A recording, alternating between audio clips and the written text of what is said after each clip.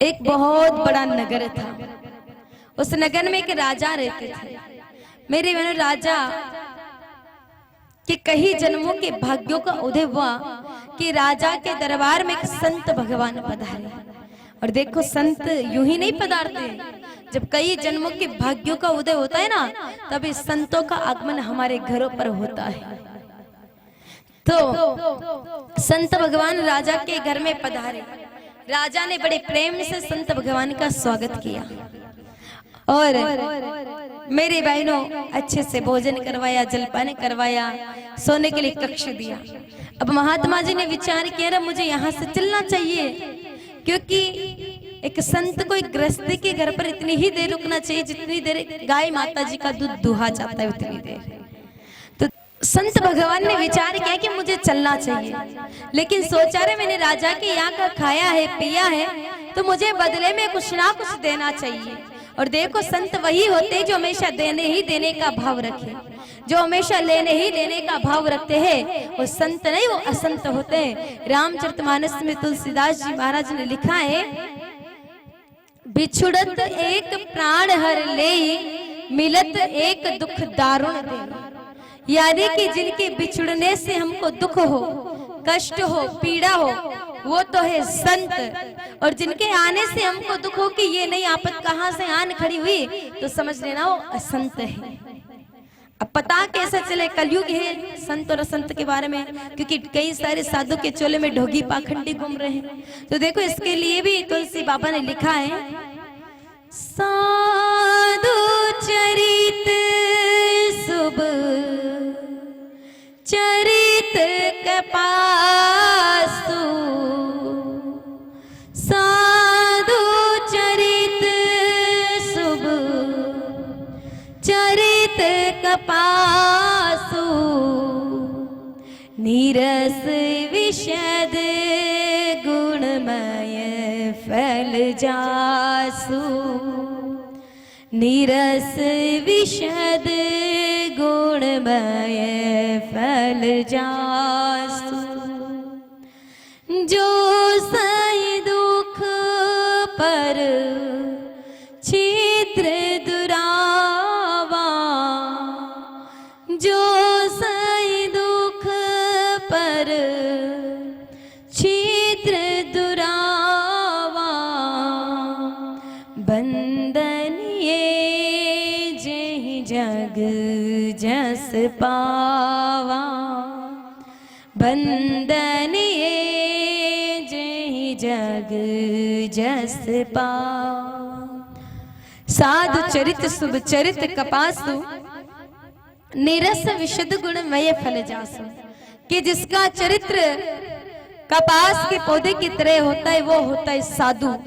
क्योंकि आप सभी को ध्यान में होगा कि जब भी कोई फसल होती है तो एक ऋतु में होती है, या तो सर्दी में होगी, या गर्मी में होगी, या बरसात में होगी। लेकिन कपास का पौधा त्रितापों को सहन करता है। उसके बाद में उसमें फूल आते हैं, उन फूलों में से तंतुओं को खींचा जाता है, बटा जाता है, फिर कूटा जाता है। उसके बाद में मेरे भाई बहनों धागा बनता है, फिर वही धागा आगे जाकर के वस्त्र बनता है, और वही वस्त्र आगे जाकर के दूसरे के तन को ढकने को काम आता है। यानी कि मेरे भाई बहनों, उसी प्रकार से संत भी कपास के पौधे के समान खुद तप तपस्या करके, साधना करके लोगों के जीवन से दुख दर्द को मिटाने में लगे रहते हैं। तो ऐसे महान तपस्वी संत राजा के यहाँ पर पधारे। विचार किया, मुझे राजा को कुछ ना कुछ देना चाहिए, पर अब राजा को क्या दिया जाए। राजा के पास भौतिक चीजों की कोई कमी नहीं है, राजा के पास नौकर चाकर की कोई कमी नहीं है, राजा के पास जमीन जायदाद की कोई कमी नहीं है। अब राजा को क्या दिया जाए। तब महात्मा जी ने विचार किया, राजा के पास भौतिक चीजों की तो कोई कमी नहीं है, लेकिन राजा के चेहरे को देख करके लग रहा है कि राजा ने जीवन में कभी सत्संग नहीं सुना है। क्यों ना राजा को परिवार सहित सत्संग सुना दिया जाए। परिवार सहित राजा को बुलाया, जैसे राजा का पूरा परिवार आया, सामने बिठाया, तो विचार किया महात्मा जी ने कि जिसने कभी गीता का ज्ञान नहीं लिया, उसको बड़ी बड़ी वेदों की बातें बताने से कोई लाभ नहीं है। क्यों ना राजा को सत्संग तो सुनाई जाए, पर राजा की दिनचर्या से ही बात को शुरू की जाए। महात्मा जी ने राजा से 2 प्रश्न पूछे। पहला प्रश्न तो पूछा कि देखो राजन, तुम एक बात बताओ, तुम सुबह कितने बजे उठते हो? राजा ने विचार किया, अरे पहली बार कोई महाराज जी आए हैं, झूठ बोलूंगा तो पाप लगेगा। इसलिए राजा ने लाग लपेट करके महात्मा जी को कहा कि देखो भगवान, मेरे यहाँ पर नौकर चाकर की कोई कमी नहीं है, खूब सारे नौकर चाकर है, काम तो वो कर लेते हैं, लेकिन मुझे मेरा राज दरबार का काम करना पड़ता है, तो उसको करते करते मुझे लगभग रात के 12 बज जाते हैं, तो मैं सुबह यही कहीं 8 बजे उठ जाता हूँ। कहा अच्छा, फिर तुम 8 बजे उठ करके सबसे पहला काम क्या करते हो? कहा भगवान, उठता हूँ इतने नाश्ता तैयार हो जाता है, तो मैं उठ करके सबसे पहला काम करता हूँ खाने का, नाश्ते का। महाराज जी ने कहा कि दोनों ही बातें गलत है राजन, ना तो सुबह 8 बजे उठना चाहिए और ना ही उठ करके खाना चाहिए। हम में सभी कई सारे भाई बहन हैं जो सुबह 10-10 बजे तक उठते हैं, 8-8 बजे तक उठते हैं, जिन्होंने आज तक कभी उगते हुए सूर्य भगवान के दर्शन ही नहीं किए कि सूर्य भगवान कैसे उगते हैं, किधर से उगते हैं, ऐसे भी लोग हैं। लेकिन याद रखना, प्रत्येक इंसान को सुबह ब्रह्म मुहूर्त में उठ जाना चाहिए, विशेष करके मेरी माताओं के लिए। और उठ करके सबसे पहला काम करना स्नान का, नहाने का, क्योंकि बिना नहाए तो किसी भी चीज को छूना नहीं चाहिए। बिना नहाए मेरे भाई बहनों, मेरी माताओं को तो रसोई घर में प्रवेश नहीं करना चाहिए। माताओं, नहा करके जाना चाहिए, क्योंकि रसोई घर यज्ञशाला जितनी पवित्र मानी जाती है और वहां पर देवताओं को आहुतियां लगती है, देवताओं को भोग लगता है, इसलिए बिना नहाए धोए कभी भी नहीं जानी चाहिए। कभी कभी मेरी माता बहनें झाड़ू पोछा करती है और अपने पड़ोसन को कहती है कि अभी तो मैं नहा करके भगवान का भोग बनाऊंगी। तो माताओं, बिना नहाए धोए तो सारे मिर्च मसाला के डिब्बे डिब्बियों ने हाथ लगा दिया, अब कौन सा पवित्र भोग बनाओगी? पहले तो सब कुछ अपवित्र कर दिया। इसलिए मेरी माताओं को तो बिना नहाए धोए रसोई घर में प्रवेश करना ही नहीं चाहिए। देखो, अपने सियाना में जब किसी की मृत्यु होती है तो आप बैठने के लिए जाते हो क्या? जाते हो। तो जब वहां बैठने के लिए जाते हो तो एक बार तो आप वहां पर नहा करके आते हो और दूसरी बार घर पे आकर वापस नहाते हो ना, 2 बार नहाते हो। अब विचार करो कि जब किसी दूसरे की लाश पर बैठने के लिए गए तो आप 2 बार नहाए, तो मेरे भाइयों, नींद को भी महापुरुषों ने अर्ध मृत्यु के समान बताया है। जब पूरी रात भर नींद की लाश की तरह पड़े रहे तब एक बार भी नहीं नहाए उठ करके। तो सबसे पहला काम उठ करके स्नान का होना चाहिए, क्योंकि महापुरुषों ने नींद को मृत्यु के समान बताया, अर्ध मृत्यु के समान। जब नींद में सोता ना इंसान, उसको कुछ भी पता नहीं होता, लाश की तरह पड़ा रहता है। इसलिए उठ करके नहाना चाहिए। माता वहां से शुरू कर देना नहाना, और भाइयों को भी। और देखो, परमात्मा एक बार तो सभी को ब्रह्म मुहूर्त में उठा देते हैं। सभी के 6 बजे से पहले एक बार नींद अवश्य खुलती होगी, लेकिन अल्टा पलटी खा करके वापस सो जाते हैं। तो इसमें परमात्मा का कोई दोष नहीं। तो महात्मा जी ने भी कहा कि राजन, दोनों ही बातें गलत है, ना तो सुबह 8 बजे उठना चाहिए और ना ही उठ करके खाना चाहिए। तब महात्मा जी ने राजा से कहा कि देखो राजन, तुम कल से सुबह ब्रह्म मुहूर्त में उठना और उठ करके सबसे पहला काम करना स्नान का, नहाने का। महात्मा जी तो ये कह करके चले गए। अब राजा ने विचार किया, रे सुबह जल्दी उठना पड़ेगा।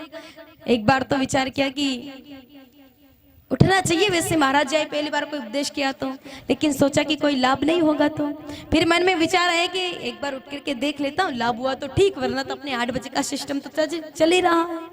ये विचार करके राजा चिंतन करके सोए, मनन करके सोए, तो सुबह 4 बजे राजा की नींद खुल गई और राजा चल पड़ा नदी पर स्नान करने के लिए। जैसे राजा नदी पर स्नान करने के लिए गया तो जाकर के देखा कि जिन महात्मा जी ने उपदेश दिया था वो महात्मा जी तो पहले से ही नहा धो करके साधना कर रहे, ध्यान कर रहे हैं। अब राजा ने देखा कि महात्मा जी एक बगुले की तरफ देख रहे हैं। बगुला जानते हो क्या? सफेद रंग का एक पक्षी होता है। क्या कहते हैं अपने मारवाड़ी भाषा में? बगुला कहते हैं ना। तो उस बगुले की तरफ देख रहे थे। वो बगुला क्या करता मेरे भाई बहनों, बार बार अपनी चोंच को पानी में डुबोता और बार बार बाहर पत्थर पर ला करके घिस करके साफ करता, वापस पानी में डुबोता, वापस पत्थर पर ला करके घिसता। जब ये बार बार महात्मा जी ने देखा तो बगुले के ऊपर 2 सुंदर से पंक्तियां राजा महात्मा जी ने बना दी। घिसे घिसावे घिस घिसे घिस घिस डारे पानी, घिसे घिसावे घिस घिसे घिस घिस डारे पानी, जही कारण तुम घिसत हो वह कारण हम जाने रे बगुला, वह कारण हम जाने। जही कारण तुम घिसत हो वह कारण हम जाने रे बगुला, वह कारण हम जाने। घिसे घिसावे घिस घिसे और घिस घिस डारे पानी, जही कारण तुम घिसत हो वह कारण हम जाने। महात्मा जी ने कहा रे बगुला तो ये चोंच बार बार पत्थर पर ला करके क्यों घिस रहा है, मैं बहुत अच्छे से जानता हूँ। क्योंकि मेरे भाई बहनों बगुला क्या करता, नदी में अपनी चोंच को डुबोता, कीड़े मकोड़े खाता और बाहर पत्थर पर ला करके चोंच को घिस करके साफ भी कर लेता। जब ये पंक्तियां राजा ने सुनी तो राजा को तुरंत याद हो गई। और देखो सुबह सुबह हम जो सुनते ना वो तुरंत याद भी हो जाता है। राजा उन्हीं पंक्तियों को गुनगुनाने लगे। राजा ने स्नान किया और राजा चल पड़ा अपने महल की तरफ। अब राजा के रोज का एक नियम था कि रोज राजा की दाढ़ी बनाने के लिए, रोज राजा की हजाम बनाने के लिए कि नाई देवता सेन देवता आया करते हैं। अब प्रतिदिन की तरह आज भी नाई देवता राजा के महल में आए, लेकिन जैसे आए कि आज बीच रास्ते में ही नायक को प्रधानमंत्री जी मिल गए। प्रधानमंत्री जी ने कहा रे भैया कहाँ जा रहे हो? कहा प्रधानमंत्री जी मैं तो राजा की दाढ़ी बनाने के लिए जा रहा हूँ। कहा अच्छा भैया, कहा कितने एक साल हो गए तुम्हें राजा की दाढ़ी बनाते बनाते? कहा यही कोई 20 साल हो गए। कहा अच्छा 20 साल हो गए, फिर तो तुम बहुत धनवान बन गए होंगे, फिर तो तुम बहुत पैसे वाले बन गए होंगे। कहा नहीं नहीं प्रधानमंत्री जी, बस 2 वक्त के भोजन का जुगाड़ हो जाता है, बच्चों के पढ़ाई का खर्चा निकल जाता है, इससे ज्यादा तो कुछ नहीं हो पाता है। कहा तुम 20 साल से राजा की दाढ़ी बना रहे हो और अभी भी तुम्हारी हालत वैसी है जैसी पहले थी। देखो नाई, मैं तुम्हें एक काम बताता हूँ, अगर तुमने वो एक काम कर लिया तो तुम्हारा भी जीवन सुधर जाएगा और मेरा भी जीवन सुधर जाएगा। कहा ऐसा वो कौन सा काम है? कि देखो नाई तुम एक काम करना, तुम जो उस तरह रोज राजा की दाढ़ी पर घुमाते हो ना, वही उस तरह तुम आज राजा की गर्दन पर घुमाना। राजा मरेगा, मैं राजा बनूंगा और तुम्हें इनाम में 1000 सोने की मुद्राएं दूंगा। नाई तो थरथर कांपने लगा कि नहीं नहीं महाराज जी, नहीं नहीं प्रधानमंत्री जी, मैं ये नहीं कर सकता, मैं 20 सालों का विश्वास राजा का कैसे तोड़ सकता। लेकिन बार बार जब प्रधानमंत्री जी लालच देते रहे तो नाई भी लालच में आ गया, क्योंकि पाप का बाप है लोभ। बाप बड़ा ना भैया, सबसे बड़ा रुपया। इन पैसों के लालच में तो इंसान इतना कुकर्म पाप कर्म करता है, मर्डर कर देता है, हत्या कर देता है इन पैसों के लालच में। तो नाई भी लालच में आ गया और नाई ने हाँ बोल दी कि ठीक है प्रधानमंत्री जी, मैं राजा की गर्दन पर ये कटार चला दूंगा, ये उस तरह राजा की गर्दन पर चला दूंगा। अब जैसे नाई गया राजा के कक्ष में तो देखा कि आज तो राजा पहले से ही कुर्सी पर बैठे हैं और ध्यान कर रहे राजा। अब प्रधानमंत्री जी की सीधी गर्दन नजर गर्दन पर पड़ी, क्योंकि आज टारगेट क्या है? क्या है? गर्दन काटना। जैसे ही नाई गए कक्ष में, अपने थैले में से उस्तरा निकाला तो देखा रे उस्तरा तो है इतना छोटा सा और राजा की गर्दन है इतनी मोटी। भला इतने छोटे से उस्तरे से इतनी मोटी गर्दन कैसे कटे? तब नाई ने विचार किया कि एक काम करता हूँ, इस उस्तरे से तो एक बार में गर्दन कटे ना कटे उल्टा मैं फंस जाऊंगा। एक काम करता हूँ, इस उस्तरा को थोड़ा तीखा कर लेता हूँ, थोड़ा धार दिलाता हूँ, ताकि एक झटके में गर्दन उड़ जाएगी राजा की। अब नाई ने अपने थैले में से उस्तरा निकाला, पत्थर निकाला, पानी डाला और उस उस्तरे को घिसा, वापस पानी डाला, वापस घिसा, वापस पानी डाला, वापस घिसा। जब वो उस्तरा घिसने लगा तो घिस घिस की आवाज कानों में आए तो मेरे बहनों राजा को सुबह की वो पंक्तियां याद आ गई जो महात्मा जी ने गुनगुनाई थी और राजा तुरंत उन्हीं पंक्तियों को गुनगुनाने लग गया। घिसे घिसावे घिस घिसे घिस घिस डारे पानी,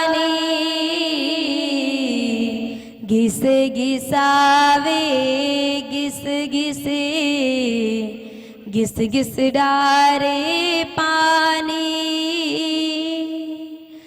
जही कारण तुम घिसत हो वह कारण हम जाने रे बगुला, वह कारण हम जाने।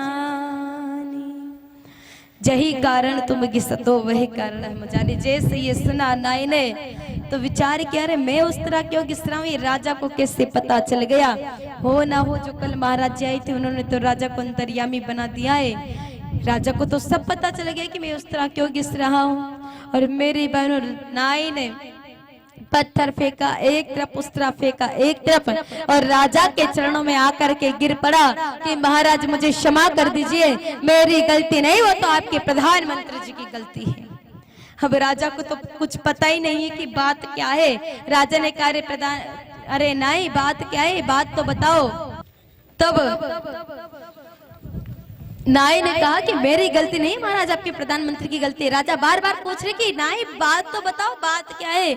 तब नाई ने डरते डरते कहा कि देखो राजन में प्रतिदिन की तरह इस दिन भी आज आपकी दाढ़ी बनाने के लिए आया, लेकिन आज बीच महल में ही मुझे प्रधानमंत्री जी मिल गए। और प्रधानमंत्री जी ने कहा कि तुम जो उस तरह रोज राजा की दाढ़ी पर घुमाते हो वही उस तरह तुम आज राजा की गर्दन पर घुमाना। राजा मरेगा, मैं राजा बनूंगा और तुम्हें इनाम में 1000 सोने की मुद्राएं दूंगा। उसी लालच में आकर के मैं आपकी गर्दन काटने चला था। ये कहता कहता नाई तो वहां से चला गया। लेकिन अब समझने की बात है कि मेरी बहनों ने तो नाई ने तो राजा ने नाई को सजा दी और न ही राजा ने प्रधानमंत्री जी को सजा दी। राजा ने उसी समय विचार किया रे कि आज मैंने किसी महात्मा जी के मुख से क्षण भर का सत्संग सुना तो मेरी गर्दन कटते कटते बच गई। अगर ऐसा ही दिव्य सत्संग में पूरे जीवन भर सुनता तो शायद मेरे जीवन का कल्याण ही हो जाता।